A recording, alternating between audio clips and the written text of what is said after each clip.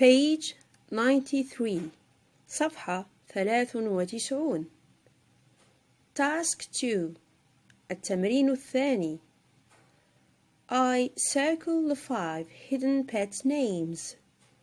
I circle بمعنى أضع دائرة حول hidden الخفية pet names أسماء الحيوانات الأليفة بمعنى أضع دائرة حول أسماء الحيوانات الخمسة الخفية.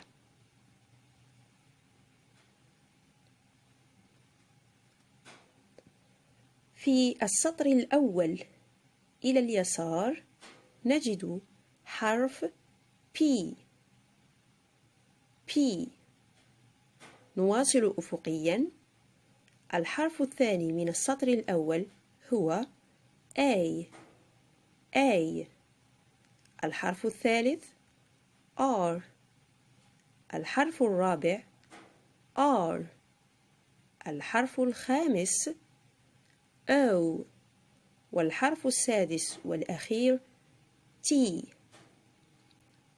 وبذلك يتشكل لدينا اسم الحيوان الأليف parrot ببغاء.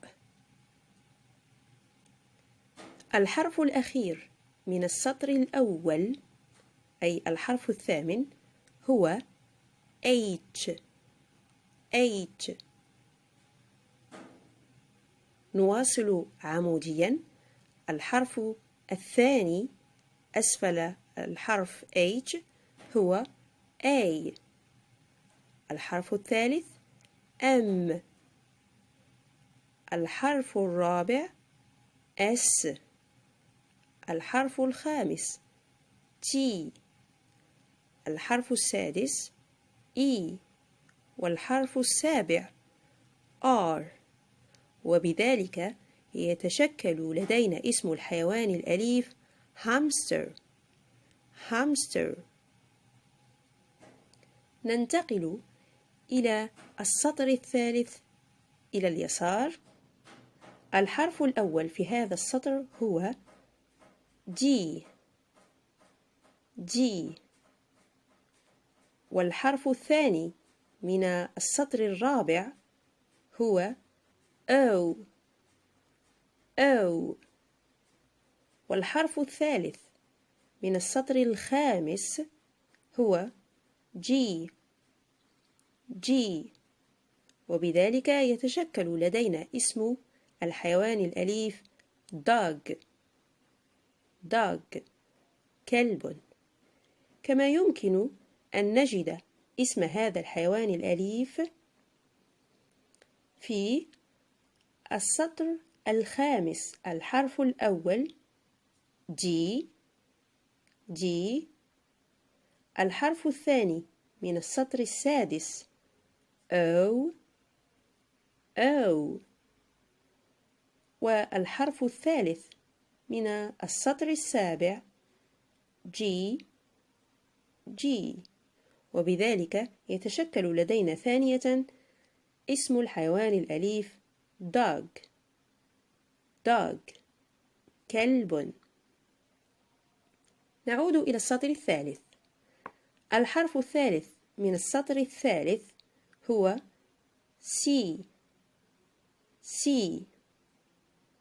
الحرف الرابع من السطر الرابع هو A.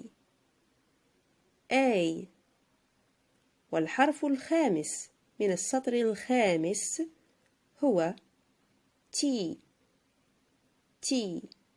وهكذا يتشكل لدينا اسم الحيوان الأليف cat قط. ننتقل إلى السطر الثامن والأخير. الحرف الأول من السطر الثامن هو C. الحرف الثاني A. الحرف الثالث N. والحرف الرابع A. والحرف الخامس R. والحرف السادس والأخير Y. وبذلك يتشكل لدينا اسم الحيوان الأليف canary.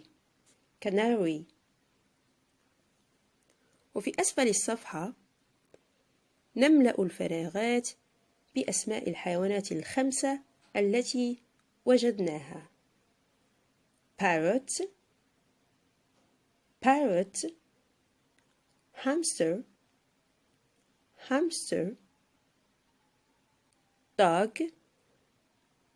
dog, cat, canary.